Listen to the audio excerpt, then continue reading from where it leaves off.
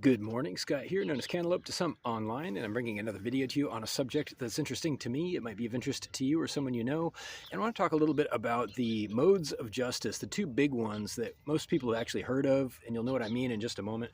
That is innocent until proven guilty, which you've probably heard of, versus guilty until proven innocent. And why it's important to understand the difference and how it's relevant to you personally, because I assure you it is. And it never ceases to amaze me how people think this stuff's boring, it doesn't apply to me. I just literally had an experience online. I sometimes hang out in social platforms, social media, chat rooms and stuff, and I was talking to this person, or I was observing them rather. They're under attack by some other people in the chat room, which is the court of public opinion. Okay, it may not be like an official civic court or legal court, but the court of public opinion is really no different in terms of having a reputation and some kind of consequences if people decide against you somehow, because it matters and it affects your quality of life. But anyway, no, I saw this person being attacked for something that's not entirely relevant here, but their constant rebuttal was, prove it. Show me the evidence of what you're saying, because I haven't lied. And okay, no, I believe you because I happen to know this person and I think that it's probably true, but that's beside the point. The point is this person's leaning on something that they take for granted. I want to talk about that. They're leaning on an expectation of a presumption of innocence, which has not always been the case. So I made a comment in the chat room. I said, hey, things are kind of swinging the other way again. And he said, oh, that doesn't apply to me. He said, I don't see how it's relevant. The other way being a presumption of guilt before innocence. Now, here's the difference. There's one very clear and simple difference. The difference is that if someone is presumed guilty before innocent, the lack of evidence, that is an absence of evidence, is damning to them.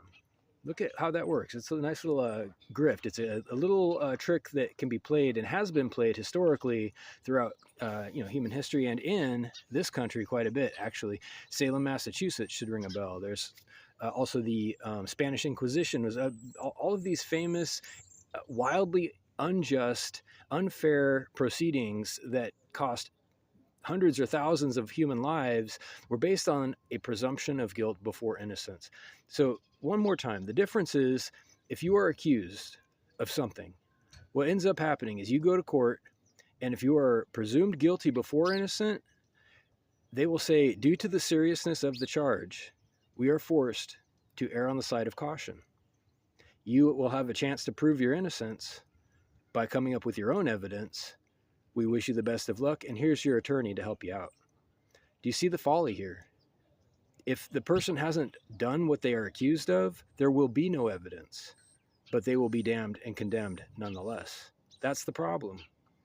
It works out for the administrators in the short term. Honestly, not even for the long term for them, but they have tremendous cost savings. They have power because of this. They can basically take down anybody without any kind of reason just by drumming up some false charges.